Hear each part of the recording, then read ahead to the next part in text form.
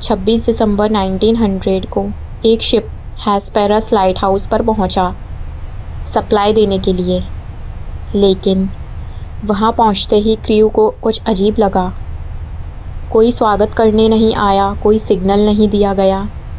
Keeper Joseph मोरे को island पर भेजा गया।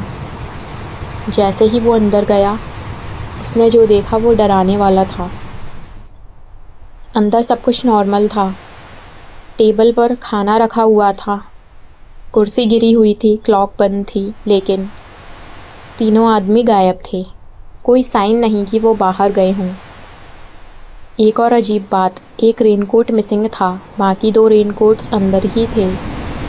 मतलब कम से कम एक आदमी बिना किसी सुरक्षा के बाहर गया था, जो ऑलमोस्ट इम्पॉसिबल था उस मौसम में। सबसे शॉकिंग चीज़ थी लाइट हाउस की लॉगबुक, जिसमें कीपर्स अपनी डेली एंट्रीज़ लिखते थे। कुछ एंट्रीज़ इस तरह थी: तेज़ हवाएं चल रही हैं, हम डर रहे हैं, एक कीपर रो रहा है, हवा बहुत वायलेंट हो गई है। लेकिन असली शौक ये था, उस दिन वेदर रिपोर्ट्स के अनुसार वहाँ इतना ख़राब मौसम था ही नहीं। तो फिर ये लोग किससे डर रहे थे? इस मिस्ट्री को लेकर कई थ्योरीज़ हैं, जैसे कि जाइंट वेव थ्योरी। कहा जाता है कि एक अचानक आई बड़ी लहर तीनों को बहा ले गई, लेकिन सवाल तीनों एक साथ बाहर क्यों गए? सेकंड थ्योरी कहती है साइकोलॉजिकल फियर। शायद आइसोलेशन और डर की वजह से उनकी मेंटल कंडीशन ख़राब हो गई थी। तीसरी थ्योरी है पैरानॉर्मल थ्योरी। इसके अकॉर्डिंग कुछ लोगों का मानना है यहाँ सुपरनैचुरल पावर्स थी, जिन्होंने उन्हें गायब कर दिया।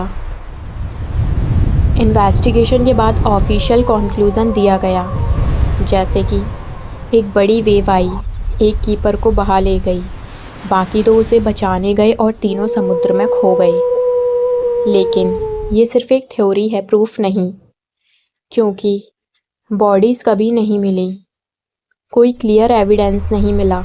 और सबसे बड़ा सवाल आज भी बाकी है, अगर खतरा था तो उन्होंने लाइट हाउस को अनअटेंडेड क्यों छोड़ा?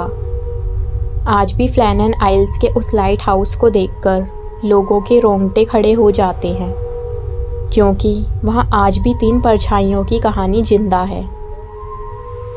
तो दोस्तों, आपको ऐसी ही रियल मिस्टीरियस स्टोरीज़ पसंद हैं तो इस वीडियो को लाइक करें, शेयर करें और चैनल को सब्सक्राइब करना ना भूलें। तो मिलते हैं नेक्स्ट वीडियो में, तब तक के लिए बाय बाय।